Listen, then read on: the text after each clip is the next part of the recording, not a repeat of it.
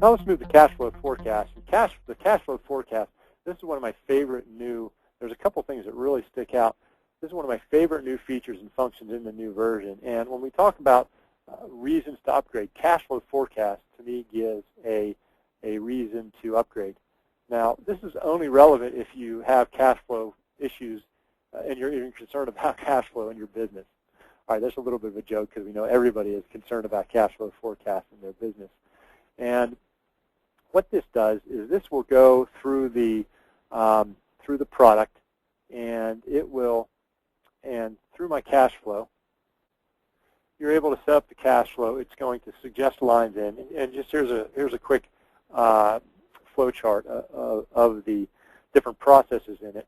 And it's always better to look at it. I think is more interesting than a flow chart. So I'm going to click on cash flow forecasts, and I can have as many cash flow forecasts in here as I want. And if I click on cash flow worksheet, that's going to bring up this worksheet. And just like other areas in NAV, I'm going to suggest worksheet lines. And what that's going to do is that's going to say, hey, what do I want to bring into this worksheet? I want to bring sales orders, receivables, purchase orders, payables, etc. And I click OK. And that's going to go through the whole system and build this worksheet of potential inflows and outflows from my cash accounts. And just like other worksheets in NAV, I can modify things from here.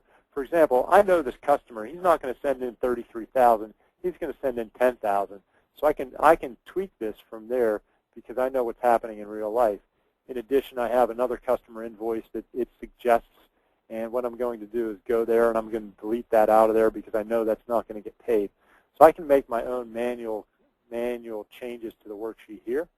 I click on register, and what that does is it in effect posts it. And then I'm going to go back to my roll center. And in the upper right-hand side, I have my cash flow there.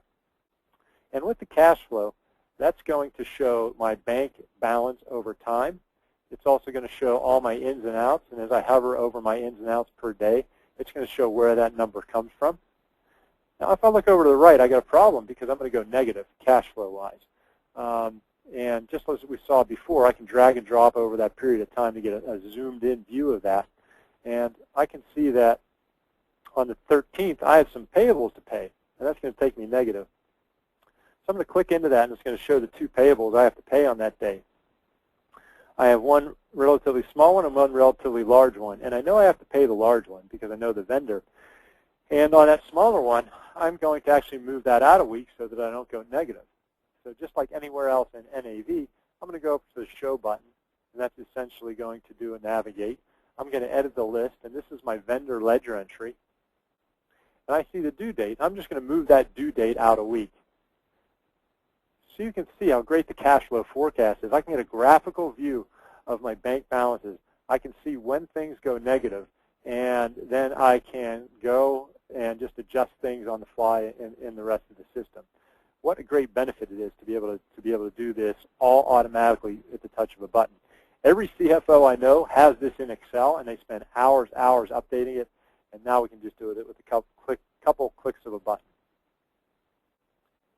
And when we do the inflows and outflows, here's a quick chart of what it does on the calculations.